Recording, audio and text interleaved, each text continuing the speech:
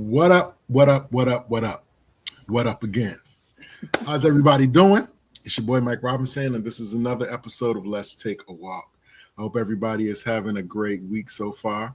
Yeah, we doing it on Tuesday.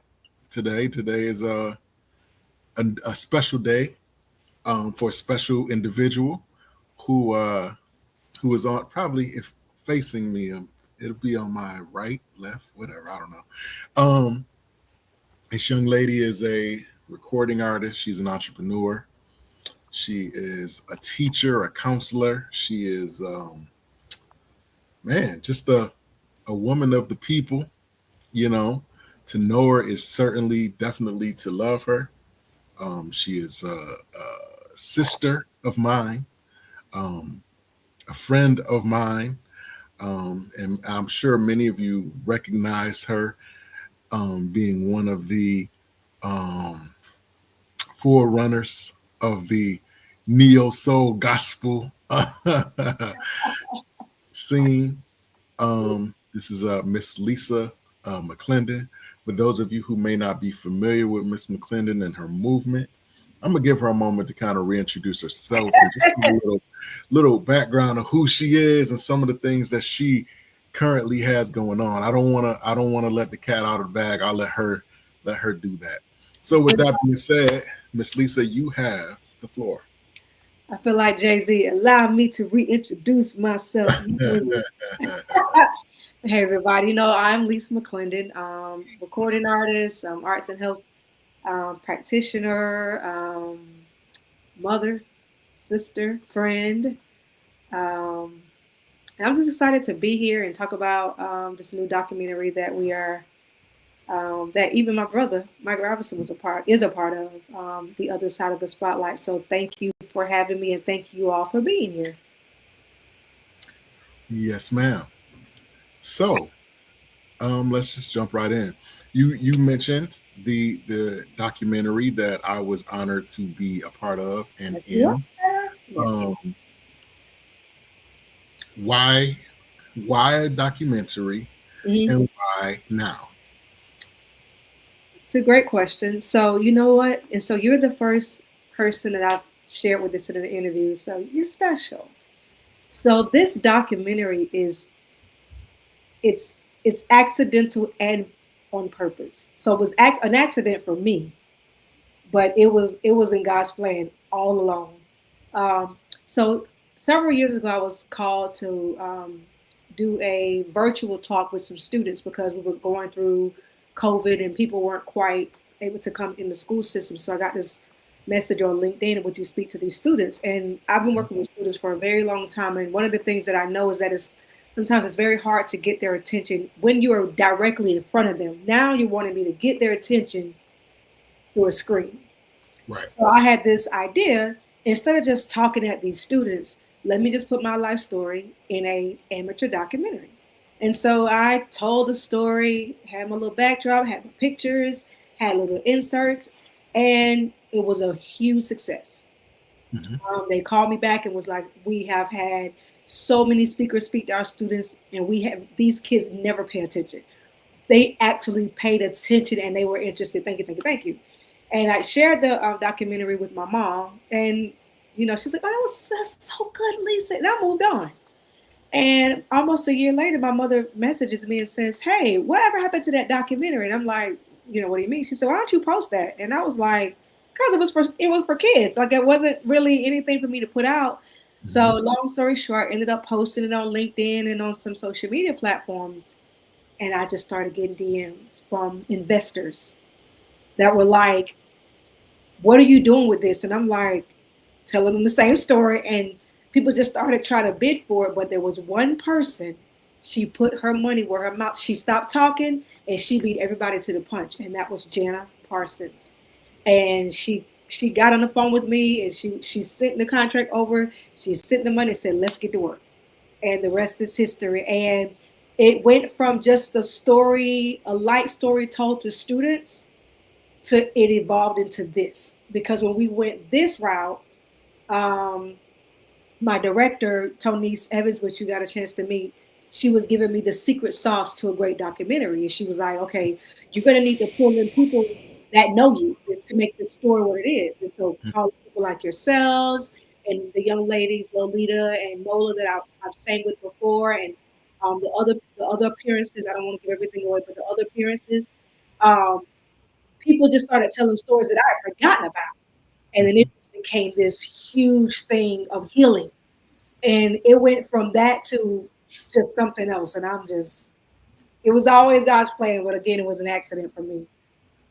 So, so the experience for me was also new, something I never done before. But again, I was very honored to do so, and in the midst of that, I got to meet people that that you came up with and were around, and Mhm. you influenced and had influence on you, and it was just really really interesting to see and experience you from a different perspective, because I mean I know how I know you, but Yeah, it's always interesting to hear others others perspective.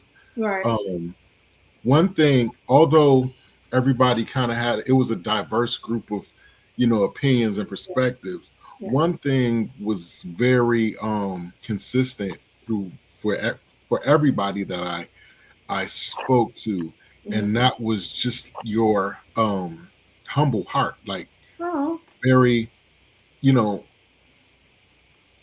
unassuming, but present, I guess, for the a lack of a better word. You you're not the loudest in the room, but hmm. everybody's aware, but you're still present, and people She's are there. aware that you're there.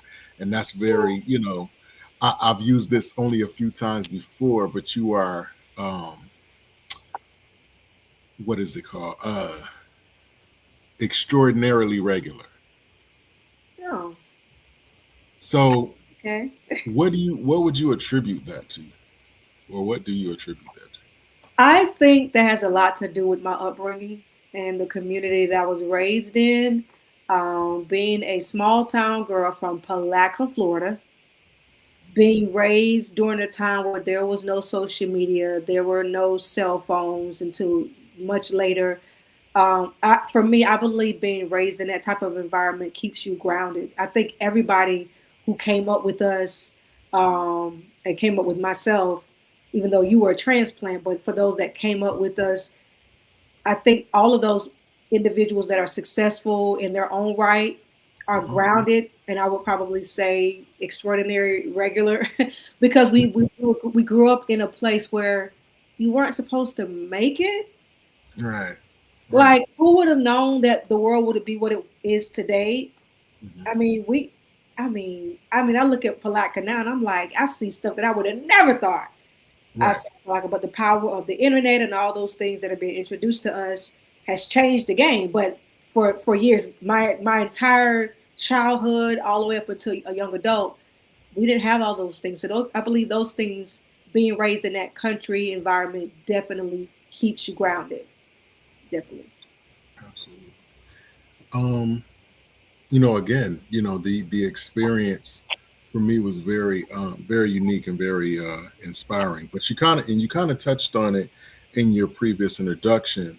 Hmm. You got a chance to touch bases with people from from your experience and your Yeah. past and things, and some healing was done. Yes. Do you feel like, had this documentary never been a thing, do you think that you would have ever had the opportunity to get this healing done otherwise? Like, was this a group? Do you think it would have ever happened had it not been for it? Maybe not for the things that, well, maybe not for one of the things that we discussed in the video, I mean, the documentary, because there are other stories that people haven't seen yet because the trailer only shows one story, but I don't even know if you know because you did your part and then you flew out. But Mm-hmm. there are other stories within this documentary that are not in the trailer that you have to see the documentary. So I will say this, maybe for the story that we do talk about in the trailer, perhaps maybe not that, because I hadn't even thought about that. Mm-hmm. When we brought Mola and Lolita into the story, it opened up things that I had buried. And Mm-hmm. it was so, whew, give me chills. It was so crazy because when we were telling that story about the things that we went through as 3-in-1, when I got to tell my part of the story on set, I broke down. And you see a little bit of it in the trailer, but they kind of edited that. No, I broke down. It was so I could not get myself together, and it was so weird because I was like, "Where are these tears coming from?" Like I Mm-hmm. haven't, and I think I said it. I was like, "I haven't talked about this in years. I haven't. It's been years." Right. And it just lets you know that you cannot deal with something or even remember something, and that pain can be lying dormant. Right.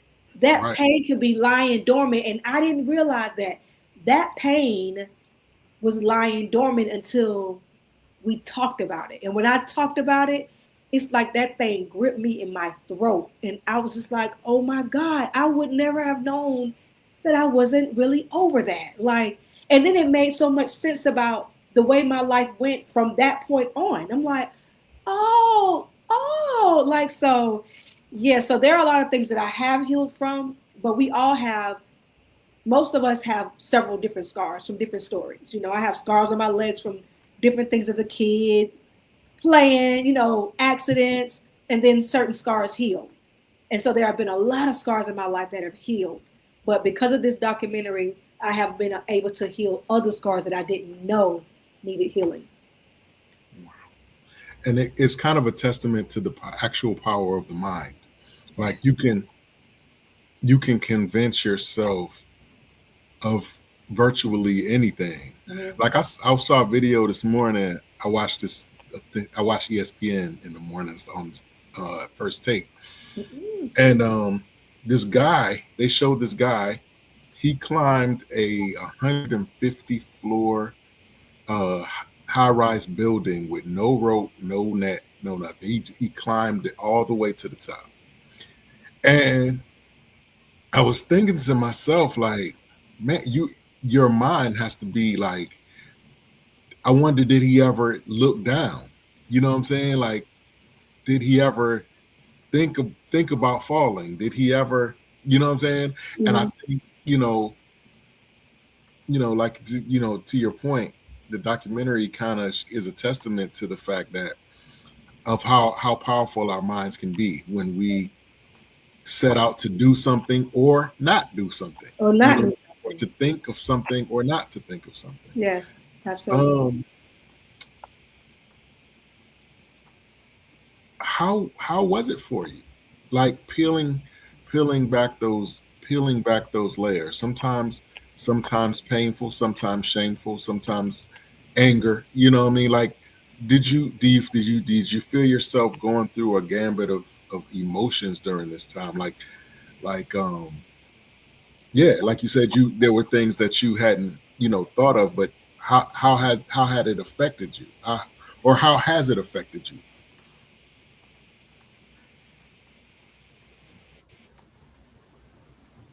It's with this documentary, I had already been on a healing journey anyway, intentional.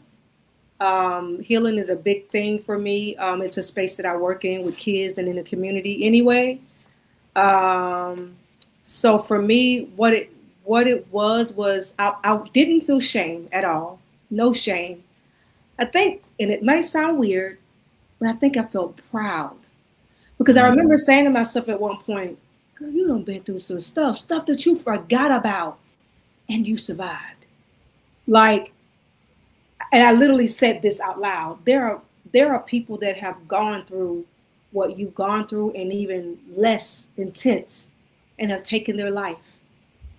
mhm. And I'm gonna post this soon, but the other night I was even just going through the documentary and just looking at it just as we getting ready for the tour, and I started tearing up, and I was just thanking God. I was just like, God, thank you for getting me through that. Like, I got through that. I Mhm. got through that. I'm so proud of myself that I got through that. Um, so I think the greatest thing I feel and have felt is pride. Like, I'm proud of myself that I was determined to fight for me. You know, sometimes people will fight for us, but we won't fight for ourselves. Mm. And I fought for me. And and I keep fighting for me. I keep fighting for me. And I'm just that's what I want people to take away from this documentary. That is one thing I want people to take away. Fight for yourself. Fight for your story. Fight for your justice. Fight to be heard. Do not allow people to silence your pain. Do not allow people to silence your experience. Your experience is your experience. I've been dealing with something recently where I feel like people want me to just be quiet about the way I've been treated, and I'm like, you don't get to tell me to be silent. Right. You know, we're seeing this now in different parts of our world where people are being, you know, intimidated to be silent so bad behavior can be excused. And it's time for us to stop excusing bad behavior and asking victims to be silent. It's not fair. Wow. So do you find yourself having, do you find yourself forgiving, like feeling a sense of having to forgive, not just others but yourself? I don't feel like I need to forgive myself because I don't see where I did anything wrong. Well, I not don't. necessarily, not necessarily that you did anything wrong, but Okay. the fact that sometimes people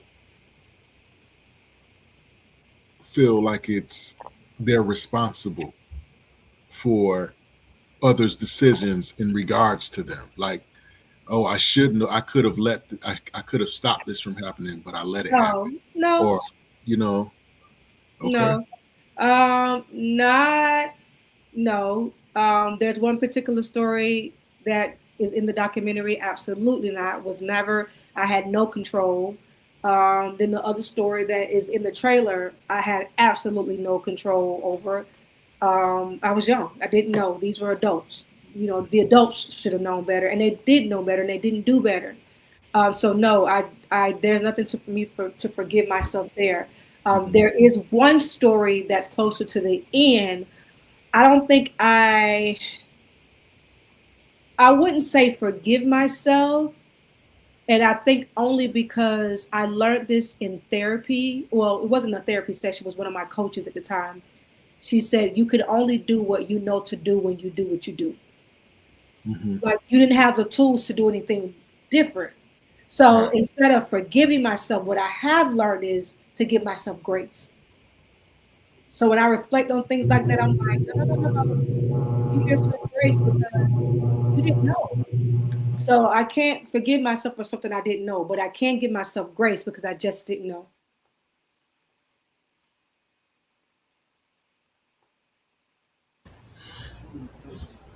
So let's kind of shift gears. I mean,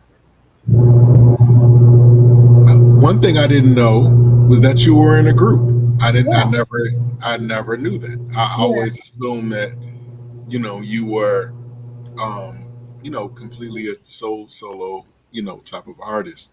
Most Um, people didn't. yeah, They're not. I did not know. So like, without giving it away, Yeah, because you want yeah, people to watch the doc. yeah. Yeah. What? How do you ask that? Huh? Yeah, how do you ask that without giving it away? Yeah, like, Good luck with or you know what? Scratch that. Let's just talk about the general music experience. that. Mhm. Um, when you look at everything that you experienced and the things that you were able to do and accomplish, has your perspective or opinion or philosophy on being an artist changed now that you have been on the other side? You have been, you know, in Mhm. the limelight, so to speak. And You know, what's the biggest difference between before you came in and after you were in? Did your opinion or did everything that you think artistry was supposed to be, Mhm. has your opinion of that changed since now Yeah. that you're a seasoned veteran? Yes, yes. Yes, my opinion of artistry and the world of artistry and all that has definitely changed. When I came into the industry, I was a novice. I was very naive. I was starstruck. I was smitten by everything around me. I was um, emotional, very, very emotional, vulnerable. All of those, all the things, as they say, all the things. And now um, I see, and I think we all kind of see because of social media, is that artists are just like everybody else. Mm-hmm. Like the people that I idolized and looked up to are a lot of these people have bad days, have good days, make mistakes, have to forgive, have to be forgiven, um, and I didn't. To me, they were like fairy tales before. As a child or as a younger or much younger, when you see television, everything is polished and perfect and Mm-hmm. filtered, and everything just seems like nothing goes wrong. And so you don't get to see until you're in it that no, that was a filter. That's a polish. Celebrities still fall and trip. Right. Celebrities make bad decisions and make mistakes, and then you're like, oh, I'm no, they're no different than me. And if they're no different than me, then I don't need to put them on a pedestal. So while I Yeah. still admire a lot of the artists, I don't idolize any of them. Right. I don't idolize any of them. I just admire who they are. I love their work. I will always be supportive of the ones that I support, but I don't idolize them. I don't put them above myself. They are no better and no different than I am. Did you ever think? Have you ever thought of yourself as a celebrity? That's always been tough for me. Not tough, but just unusual. Mm-hmm. No, I don't think so. I mean, I still have like my team around me, like my liaison Kim. She has to tell me all the time, "Do you know who you are?" Like she'll be like, "Girl, you," and I'm like, I have to remind myself. And I know what she means. I know who I am, but who I am to other people. And I have a dear friend, Right. Jonathan, that always does that as well. A couple other people that often have to tell me. But it is important for me to remember who I am to other people, because I have been in situations that were not that could have been dangerous because Mm-hmm. not remembering that people don't see you as every day, so you have to just can't embrace everyone. So I had to grow into that, to know that I have to have boundaries because everybody that doesn't know you, So Right. So yeah, I understand that. It's weird. Like I like myself. I just not on your level, but I'm saying like just everyday compliments. uh, that still really like bothers me. It gives me it don't it bother. just It doesn't bother it me. It's just freaks like unusual. yeah. It feels funny because like you're just in your mind. You're you. You know Yeah, what I'm saying? and then you have You're to you. turn on, and Yeah. I don't like that because you Right. are just you, but people want you to be what they have created in their minds. So you Right. have to, I don't like having to turn it on, whatever that is. I don't like that. I don't like that. And I don't like that because then it leaves you to judge me based on your perception. Right. You just saw me sing You Are Holy, but I get frustrated. I get annoyed. Um, Yeah. it's just what it is. So yeah.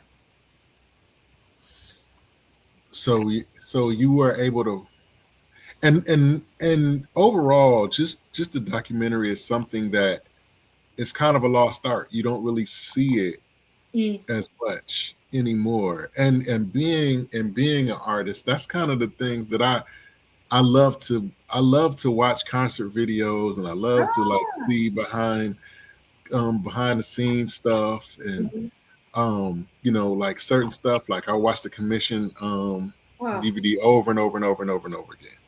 You know what I'm saying? I watched that over and over again. I Wow. even watched the Jay-Z Fade to Black over and over and over and over again. Wow. Not necessarily because, I mean, of course, the music or whatever, but just the process is still Realistic. so Yeah. interesting Yeah. to me, the The creative process. story. The story Right, behind the performance, the right. production. And Yeah, and for it's sure. kind of like I said, it's kind of a lost art. Mhm. Um, and I feel like it just makes me kind of like respect you more because Oh, thank you. you've always been willing to go off the beaten path, if for lack Mm, of a better word. So mm. going forward, like who's supposed to be watching this documentary? That's a great Who is question. this for? That's a great question. I definitely am looking forward to having some impact on the conversation in the church. Just because that's my world. That's what I was raised up in. That's where I feel like my story. No, that is where my story started, and a large portion of this story, if not all of it, is deeply rooted in the church. And my hopes is that the church community will turn a light on for those that haven't quite gotten that light on yet about some of the conversations that need to be had. Like Mm-hmm. it is. I recently saw this gentleman. I can't remember his name. I had never seen him before on IG, and he was telling a story of a young woman who was being taken advantage of by the pastor in their church, and he was I guess the pastor was in his 30s, and how he was just going through all the whole story about how they tried to vote him out, and Mm-hmm. I guess the young girl is feeling like it's her fault, and he was affirming her while he was just kind of bringing rebuke and calling this guy out, and you could just see the comments, and people were like thank you for speaking up. And while I applaud that, the disappointing thing is that it's not the norm to speak up. Mm-hmm. It's not the norm to speak up when a young woman or a young man is being abused in the church, and it's not normal to speak up. Like people have to say thank you for saying something. Why aren't we all saying something? Right, Why is that normal? And right. it is normal, and not just in the church. I mean, just in the community. You see what's happening in our world. You know, we have victims, and their voices have been heard, but nothing is being done on their behalf. And so, definitely the church family. I would love for that audience to be that's definitely a big audience that I would like to have. And then been abused anyone who's ever been abused, and anyone who puts celebrities on a pedestal, and then anybody who's ever been in the limelight like me, and now you're in a transition and you don't know what to do. I think this will touch all of those because that's all my story. Being Mm-hmm. in the limelight and then pivoting and then trying to figure out who the heck am I. Um, Putting celebrities on a pedestal, that was me. Being abused in the church setting, that was me. Being abused, period, that was me. So I think all of those people that can identify with one of those stories need to see this documentary. Have you been able, for everything that you've experienced, the abuse and everything that you've been able to experience, do you feel like you've mastered the art of being able to channel it as opposed to being uh as opposed to being a, I don't want to use the word slave. I want to use Bondage, bound to it. right, bound to it. Like, do you feel like you've been able to use it, channel it into your creative process, and Yeah. not allow it to hold you in a certain state? Yeah. Yeah. No, absolutely. Yeah, absolutely. but that's only because of the work I've had to do. Mm-hmm. I've done the work. I've done the work. Um, Therapy, um, self care. And I'm not talking about a buzzword. Like I Mm-hmm. feel like mental health and therapy and self care, if you're not careful, they just become the new trendy word to say. But Right. those things are that's it's work. When I think therapy, I think work. When I think self care, I think work. When I and I'm talking about down to um, being in the bed by a certain time, like the importance of me getting a good night's sleep for my mental health, the importance of me eating healthy, like things that we pull up and we eat any kind of way and we don't think like it really affects us mentally and not me being able to take hold of my wellness is has been important to me being able to answer your question with a yes, emphatically yes. Way before this documentary happened, yes. But that's because I've already been doing the work to take care of myself. So as these things are coming up, I've already developed self-awareness.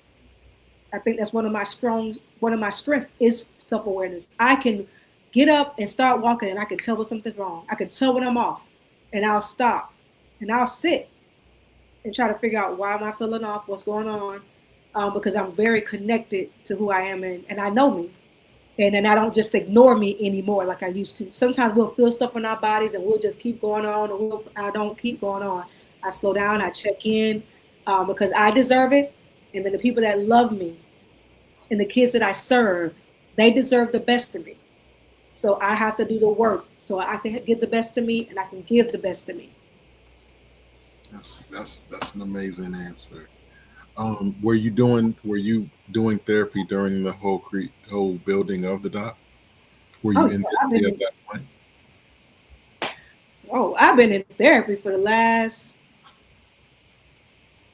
almost 10 years. So was that how important was that? Was did that play a part in how you curated, the whole process? Like the way that you were undergoing therapy, did that dictate how you were able to okay put this piece here, put that piece there?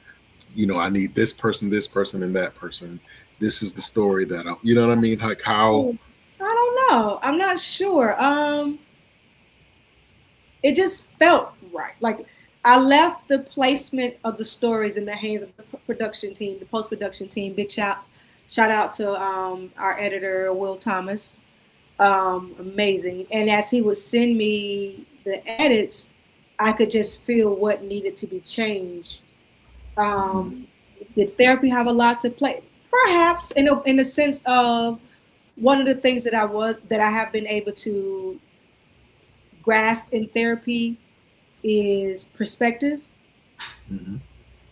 Like and the best way I can describe that is, for the most part, now I have the ability to soar over a situation and see it from a bird's eye view and make a better decision about things, Mhm. and then come down and make a decision. And I didn't have that tool prior to therapy. So having that tool, that bird's eye view, great example. There was some great example. There were some edits you gave me, and I would say take it out because I knew that part of the story didn't need to be told because it would hurt someone, Hmm. or it would hurt. It would hurt someone, it would, or it would hurt the story. I was like, that's not necessary because I didn't. And what I mean by that is people are like, what does she mean by that? I did not want to sound like a victim. Mhm. The story already, until you hear the whole story, it's like, oh my God, that happened to them. But there were some things I'm like, no, because that sounds like wine. That sounds I take that out. Take that out. And he was like, okay, got it. And so having that bird's eye view allowed me to see, how do I want this story to play out? Am I a victim, or am I a person who had I like to say, a scratch on the record, and I became the DJ of my own life? And I just incorporated that scratch into my story. I didn't want to skip in my life. I didn't want to be the scratch where the record is playing and it skips and it Mhm. skips. I wanted to be the DJ where I incorporated the skits. So I made sure that that's how the documentary flowed out. So being transparent and so vulnerable in certain spaces. Um, well, you kind of touched on it a second ago, where you were like, there were certain things that you were like, take this out, take that out, because it was heavy and you didn't want to really, hurt anyone, or do anything that would kind of derail what you were trying to do. Yeah. Um, Mentally, like, do you feel? Take me to the moment, the moment that you knew that the doc was completely done. What was that moment? What was the first thing that you felt in that moment when the doc was just exactly how you wanted to do it? And the I minute felt that I felt like Will Thomas is gonna beat me up because I am a bit of a perfectionist and I kept changing, and then finally Will text me and he was like, in so many words, look, girl, we done. I'm not editing nothing. Like literally, that's how it went. That or I would have kept. We would have been probably sitting here today. He literally messaged me and was like, "Hey," and Will is a very cool, laid back. At least when working with me, laid back, not really emotional kind of guy that I've ever seen. And he was like, "Girl, we're not making any more edits. You keep telling me this is done and it's never going to be perfect." And when he said it's never going to be perfect, that's when your question was, how did you feel? I felt relief. The thing was, the story isn't perfect. Nothing. You're going to always see something, but that's not what this is about. It's not about everything being perfect. It's about telling the story, and the story isn't perfect. Let it go. We're done. right, because the ultimate goal is to tell a story about an imperfect person Yeah. experiencing an imperfect, Yes. experience or existence in certain spaces. So Yes. it's kind of like a counterproductive to say, okay, well, yeah, I wanted to be perfect, but Yeah. No. No. I get it. I And get then it. and one of the things I learned is you can't have too many people in your ear Facts.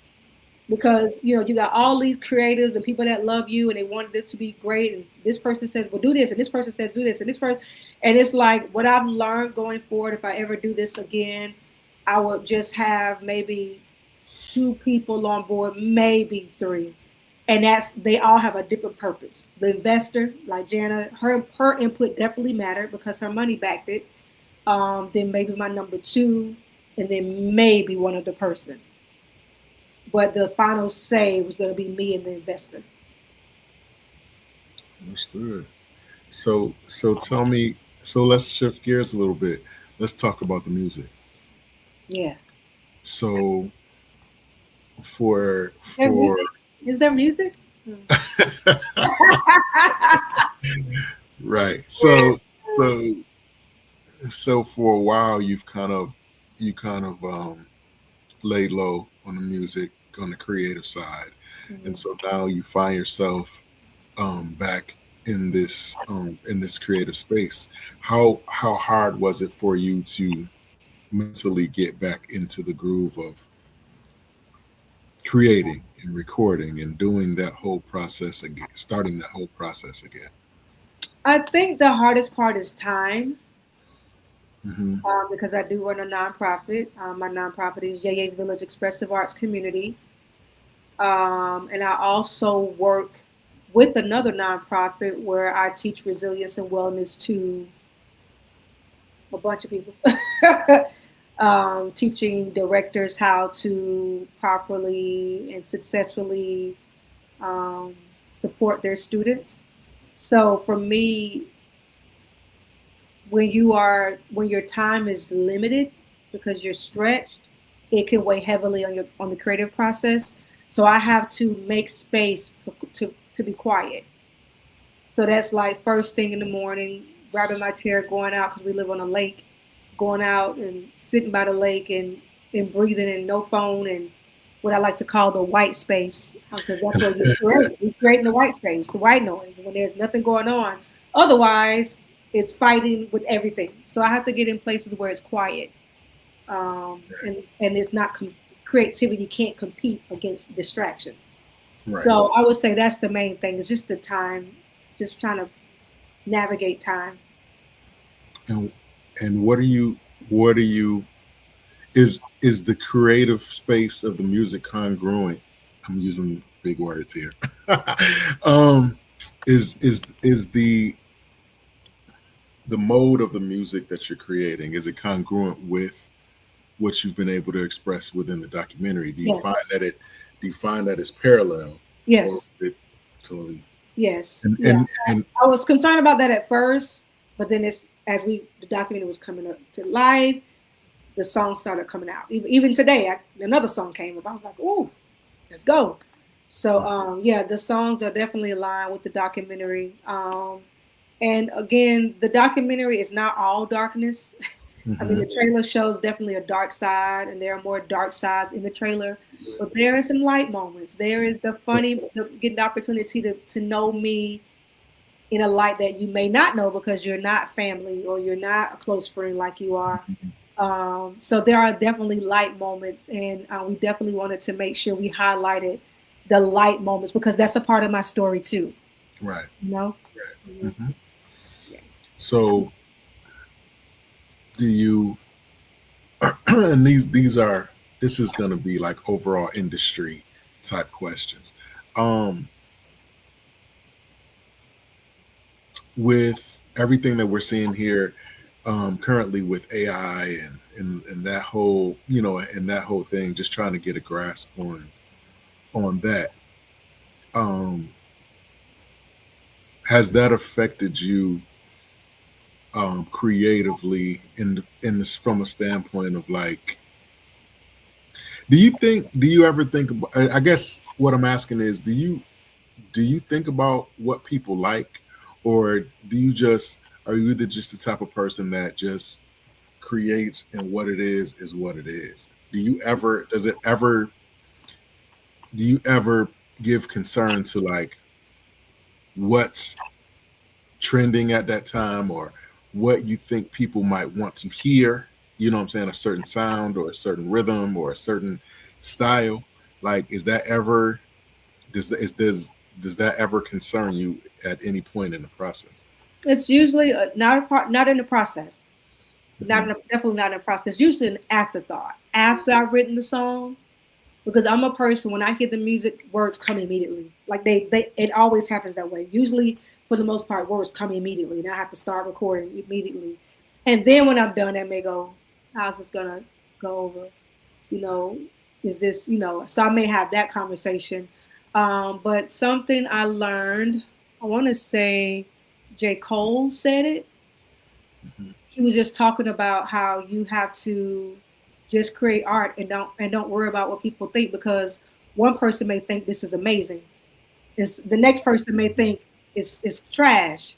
And the next person, and I've had that. I've literally taken a song and I've worked with several people and I'll send it to all of them and they'll all say something different, which Hmm. tells me just do what you want to do, because these are all great people and they all hear something different. Like I had people tell me, I had someone tell me, somebody I respect highly, tell me not to release the song Perfect. Hmm. And when the song dropped, there was so many people that were like, "Oh my God, that I needed this song. I needed that song. I needed that song." But for them, it wasn't for them. So I always say, art is subjective. You brought up an interesting point just right this second. Do you think that could be like one of the issues with the industry, that there's more of a concern on what people like versus what people would truly benefit from? Like, you might have a song that truly ministers or truly attests to a certain type of, life. Like, you might be talking about drug addiction, or you might be talking about alcoholism, or you might be talking about sexual assault. You might be, you know, talking about, but these are the songs that are, shh, don't do that one. Do the club record, or do, you know, do this one. Do the joyful, lighthearted one, the Yeah. party one. This, you know what I mean? Do you feel like that's one of the issues, you know, with the industry? We're more concerned with trying to have single hit singles than we are actually impact, having really impact. So there's two things to that. You guys you have to understand industry is about making your money back. Mm-hmm. So if impact doesn't make money, industry doesn't care about impact. It's a business. Right. You know what I'm saying? It's a business. It would be great if you can have an impact and make money back. But when you're talking about industry, it's always gospel music. I know y'all love y'all favorite gospel. I know you do. Even down to the legendary CC Winans. If you are with a label, they are going to have some input about what song you drop because they need to make their money. Right. You can do the impact when you do the live concert. You can do the impact on your tours. We need our money back. I remember when I was signed to Integrity, having a fight with my A&R, if you will, about which song we are going to release first. I wanted to release Hey Now. Mm-hmm. She wanted to release You Are Holy. I wanted to release Hey Now and then You Are Holy. And but she knew what the label needed or was positioned to do to make their money back. And she was right. For them to make their money back, they needed to release You Are Holy. Mm. For me to be true to my style, it would have been Hey Now. But Hey Now came later, but they wanted to leave with what they felt would make their money back. And it did. And it had an impact. See, that's an example of make my money back and the impact. But their number one thing is a business. Industries want to make their money back, gospel included. Are you tired? Are you tired of You Are Holy? I'm not tired. No, I can't get tired of it. I'm not tired of you are holy. I just love it when other people know other songs besides You Are Holy. Mm-hmm. Yeah, you can't get tired of You Are Holy, but but I do appreciate when people are like something else is a favorite song. I'm like, and it's not You Are Holy. Like that's always like Right. that's a big surprise to me. But no, it's almost like though one of the songs that I never could get Yolanda Adams away from in my mind was I am just a prayer away. Huh? Like Mm-hmm. I was the biggest Yolanda Adams fan and still am. And I sang her song Just a Prayer Away all the time. Every time a church brought me to sing, I sang Yolanda. When Yolanda Adams stopped singing Just a Prayer Away when she would do concerts, I did. It took me a minute Yeah. because I was so used to her singing Just a Prayer Away.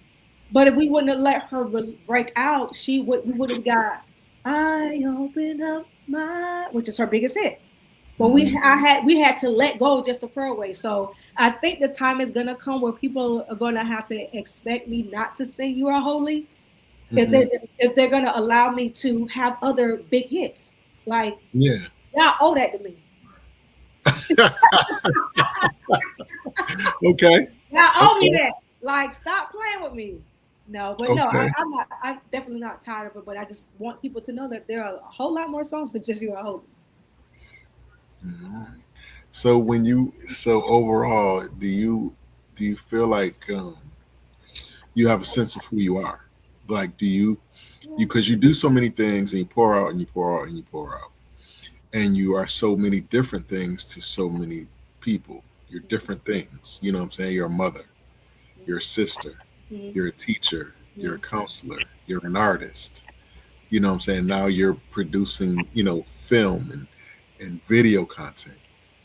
Like, is it a challenge for you sometimes to kind of bring it all in and look in the mirror and say, okay, I am this, or I am, you like, who do you brought got a handle on, you know, who you are? I think I'm getting there, but I think based on what you just shared, some of those things is not who I am. It's just what I do. Hmm. I'm not a content creator. I just create content Okay. because I have to. You know what I mean? I have to because of what I do. But I wouldn't label myself as a content creator. Those people, they devote their lives to that. I do not devote my life to Right. creation. It's not something I'm interested in doing. It's something that's necessary for what I do, and I don't do it all. You know, there Hmm. are people that can do it too. So like that. Um, I own a business. Yes, I have an entrepreneur hat. You know those things. But I am and always will be a mother.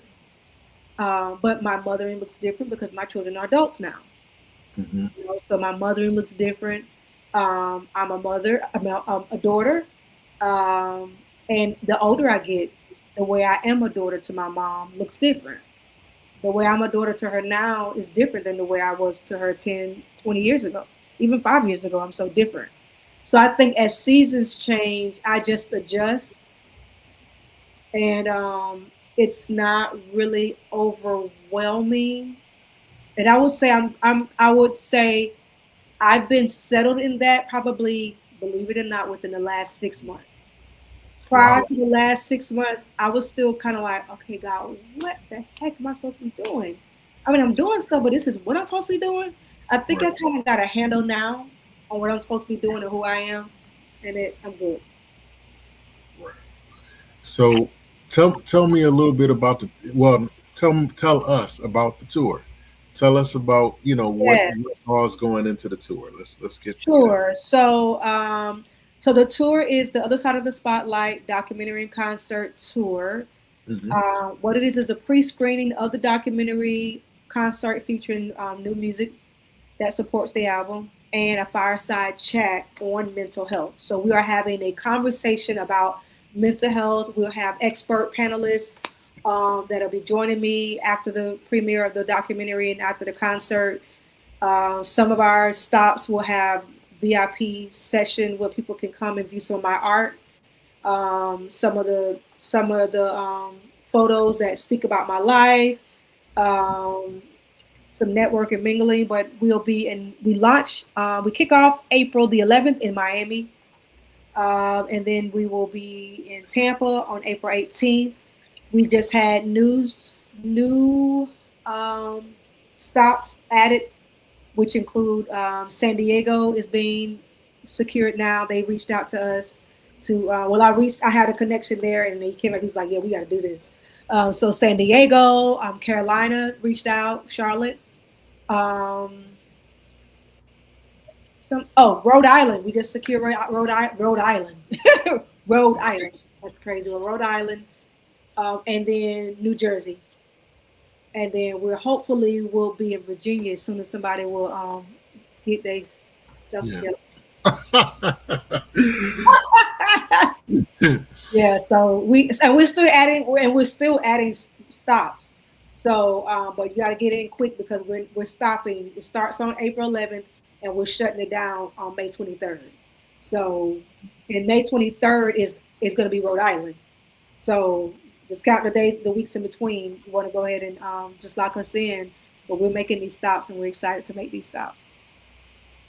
How do you feel? Just how do you feel about all these things that you're doing? Do you feel like an artist on tour again? Like, do you feel like how you felt when you were an artist going out, going doing these different days? Does it Yeah, feel the same? I do. Not the same, but I feel it but I'm more chill about it. Hmm. Like I'm like, okay, you got a show coming up. Like you got to have your stuff together. Um, so I'm not stressed about it, but I know I got to get some stuff locked in, Hmm. and then I got help as well, making sure we're ready for day one. Who's your greatest influence at this point in your career? Musically, Generally, just period. that is a great question. I don't know. I don't know who my greatest influence is. I can tell you that I have a few books that have been a great influence on me. Atomic Habits has been a great book. Hmm. Um, can't think of the book as many times as I read this book, but and even though he's not one of my favorite people right now because he's just acting up. But 50 Cent, one of his books, I can't think of it right now. 48 Laws of Power. No, that's the 50th law. Yeah. Um, Work harder, work smarter. I think that's it. I think that's a book. Yeah, Work Harder, Work Smarter. That is an amazing book. Haven't read it in a while, but that is an amazing book. Um, and then probably my favorite book of all times right now that I'm reading is called Your Brain on Art. So right now I am a art and health practitioner where we use the arts to um, help people with physical ailments. I'm more on the mental health side, so helping to use the arts to help mainly for me is anxiety, helping students do anxiety and regulation using the arts. I love that space. And so that book is really amazing. If you are a reader, I would suggest you read that book. You will be surprised how putting color in your house can help your mood, can help with regulating emotions and trauma and panic. Just color. I mean, that's just one of many things. Drawing, doodling, the things that it does to your brain if you deal with panic attacks, anxiety, and all those things, small things like that. Um, that book is absolutely amazing. So I would say I have books that are influencing me, not necessarily a person. Okay. Yeah, I got a short game for you. It's called Fill in the Blank. let's do it. I am more blank than I've ever been at this point in my life. I am more at peace than I ever been at this time in my life. Oh my God. Oh my God. Like for real. Like it is, I have insane peace. Like insane. I find myself doing blank more than I ever have in my life. I find myself being peaceful more than I've ever had in my whole life. It's insane. I never thought I would be doing blank at this point in my life. I never thought I'd be talking to Mike about peace at this point.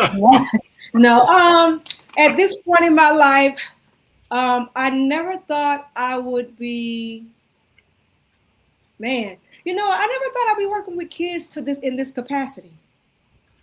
I've been called a lot in my career to come sing to students and kids, and I hate that. I'm like, I want to be, of course, I've been in the service with adults, but I'll be like, why would people why would you bring me to the kids? Because kids are probably the most precious commodity we have. Hmm. You know what I'm saying?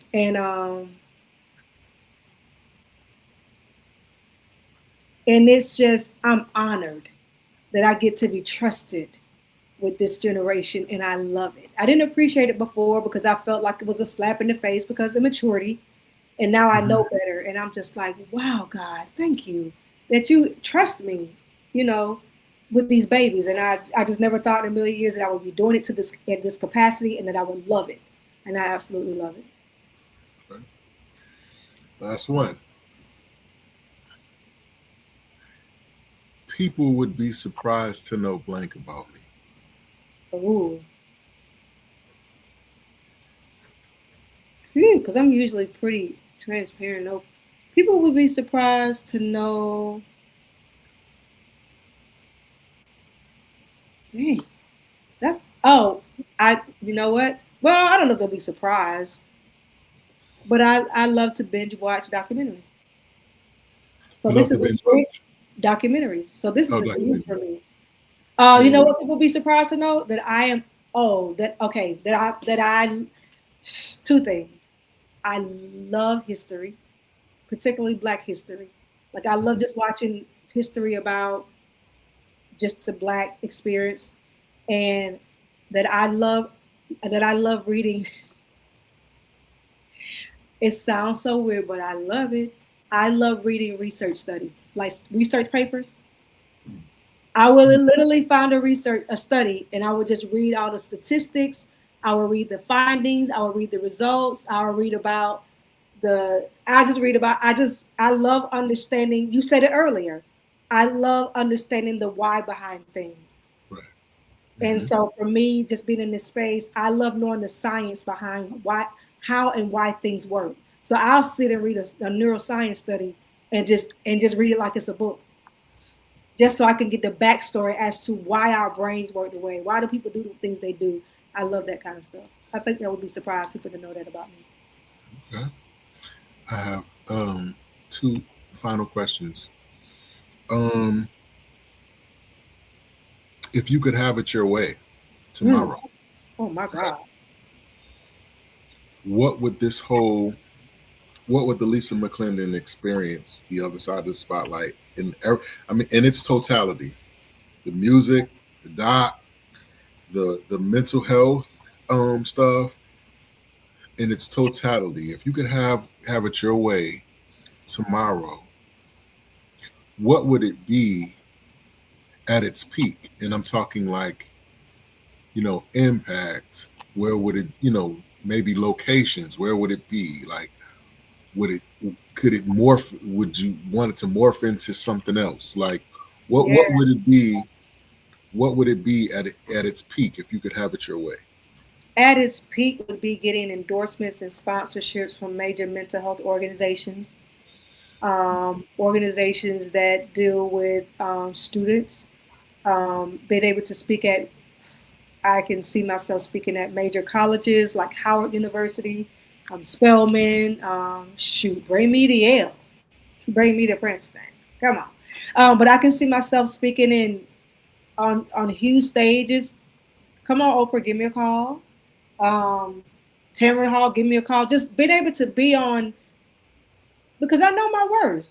I know my worth. I know my value. I know my story would help. I know what God has given me in my voice, in my belly, in my soul, and I just could see myself on major platforms. And the reason why, let me say, I think this is important. The reason why is not for the spotlight per se, not just the spotlight, but what the spotlight represents.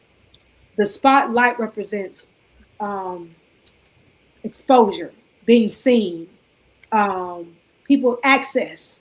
And I think people need to be able to see me, to hear me, so that they can be able to connect their story to my story for their own healing. So not for selfish gain, you know, Mhm. because I've never really had to have that to be seen. I feel like I just kind of been put there because that was just a calling of my life. But once you get there, what do you do with it? Right. And on those platforms, I know that I will speak for those people who are too afraid to speak. Mm. And I want to be that person that has a voice for those young women who have been molested and raped in church. Women who have been molested, who've been carrying that for years. I'm a grown woman. I've been carrying that for years. You know what I mean? And I just want to be that voice and help to start that conversation, the necessary conversation, so that people can get justice and we can start making necessary changes because it matters. They matter. Awesome. This is my final question. I tried to jump around as much as I could and be respectful at the time. At the same time, um, it's a question that I've asked you before, and it's a Okay. question that I ask all my guests. So I'm gonna ask you one more time. Maybe your answer has evolved since the last time you've been on. Okay. So the question is this: what would have to happen in your life, if it hasn't happened already, for you to consider your life a success? What does success look like for you specifically?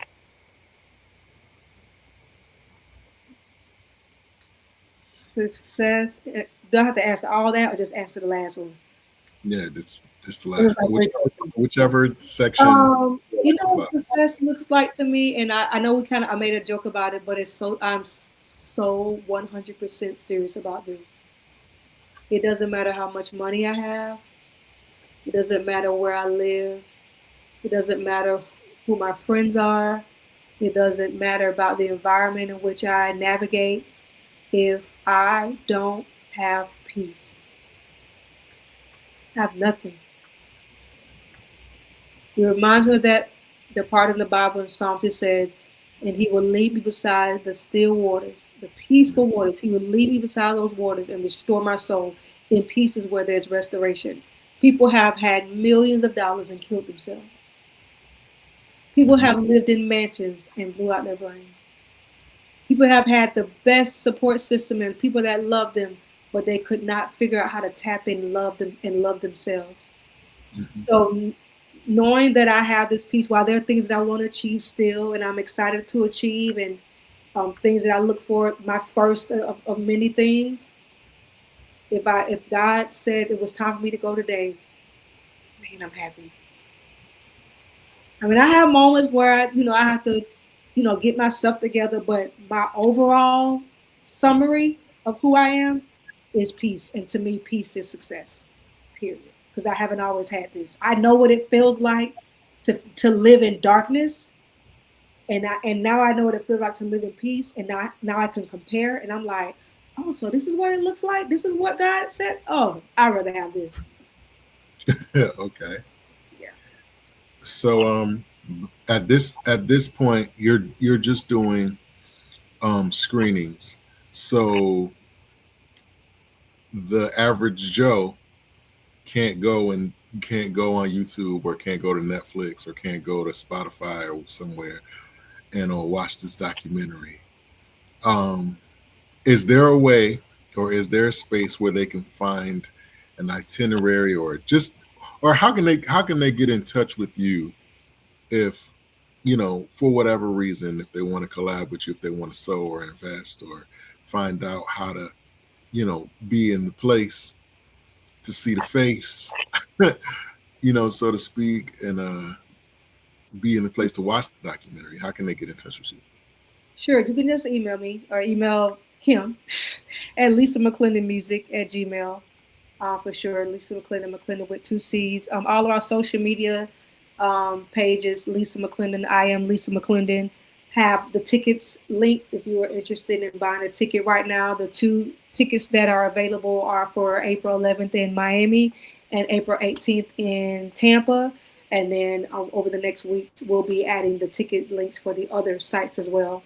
If you want to catch the pre-screen before it drops nationwide, globally on May 23rd.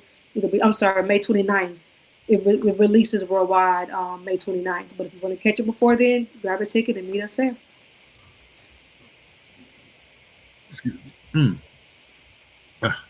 Anyway, well, I appreciate you coming on and sharing a bit with us. We just kind of scratched the surface, Yeah, but um, I thank you for not only this particular interview, but just in involving me in the process of yes, the documentary. I consider it an extreme honor to be even thought of. It was really a new and great experience. I got a chance to meet some some new people, and shout out to Jana who has yes, been kind of like my sounding board, and my yes. sister. She's amazing. Shout out to your mom, Miss Goldia. She is amazing. Like you just look at her and she just kind of oozes wisdom. Like she's not Right. even. It don't even look like she's walking. Like she's floating. Like She you know needs what to I hear that. She needs to hear mean? that because she she's is. she's floating, and not to mention she's one of the most beautiful women you will ever see in your life. Thank you. She has a beautiful spirit, and it's Thank inside you. and out. Thank you. Thank you, Mike. I appreciate But it. absolutely. But again, I thank you and I appreciate you on so many levels. Thank you. Appreciate you too. Thank you. And thank you for all for tuning in and just taking a walk with us. Absolutely. So you have an amazing night, and we're gonna be in touch. And Yes, I sir. wish you much blessings on the whole project and the whole process and the whole tour and everything that comes along with it. I pray that you have new contacts and it just sparks a whole new phase of your life and career. Sounds good. Thank you so much. And thank you for having me. Absolutely. There you have it, guys. Another amazing interview with another amazing guest. Shout out to Lisa McClendon and her whole movement. Please, please, please, please, please support her movement. She is definitely worth it. She definitely is a jewel. You know what I'm saying? Not only as an artist, but just as a person. She's just one of those people that um, you're just grateful to know. You know what I'm saying? It makes you feel good to know that she's in the earth. You know what I'm saying? Um,